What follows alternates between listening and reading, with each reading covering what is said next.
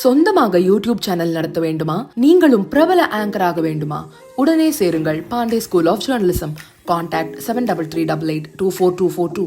கத்தோலிக்க திருச்சபைகளின் தலைவர் Pope Francis காலமானதைத் தொடர்ந்து அடுத்த போப் பற்றிய நடைமுறைகள் வேகம் பிடித்து வருகின்றன.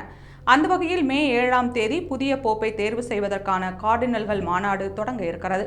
உலகம் முழுவதும் 252 கார்டினல்கள் உள்ள நிலையில் அதில் 80 வயதிற்கு குறைவான கார்டினல்கள் ஒன்று கூடி ரகசியமாக நடத்தும் ஓட்டெடுப்பில் 2/3 பங்கு ஓட்டு பெறும் நபர் அடுத்த போப்பாக தேர்வு செய்யப்படுவார்.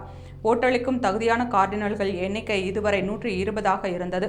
இந்த எண்ணிக்கை தற்போது 136ஆக அதிகரிக்கப்பட்டுள்ளது. அவர்களில் இந்தியாவின் 4 கார்டினல்களும் இடம்பெறுகின்றனர். இந்நிலையில் புதிய போப் தேர்வு குறித்து பேசிய அமெரிக்க அதிபர் ட்ரம்ப், நான் போப்பாண்டவராக இருக்க விரும்புகிறேன், அதுதான் எனது முதல் தேர்வாக இருக்கும் என சமீபத்தில் நகைச்சுவையாக பதிலளித்திருந்தார்.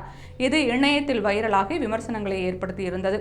இந்நிலையில் போப் உடையில் தாம் அமர்ந்திருக்கும் AI உருவாக்கிய படத்தை அமெரிக்க அதிபர் டொனால்ட் ட்ரம்ப் வெளியிட்டுள்ளார். வைரலாகி வரும் இந்த படத்தை வெள்ளை மாளிகையும் இணையதளத்தில் பகிர்ந்துள்ளது. இதையடுத்து பயனர்கள் பலரும் பல்வேறு கருத்துக்களை பதிவிட்டு வருகின்றனர். பொதுவாக ஒரு பகுதி பயனர்கள் இந்த பதிவு அவமரியாதைக்குரியது என்றும் போப் பிரான்சிஸின் மரணத்தை ட்ரம்ப் கேலி செய்கிறார் என்றும் தெரிவித்துள்ளனர்.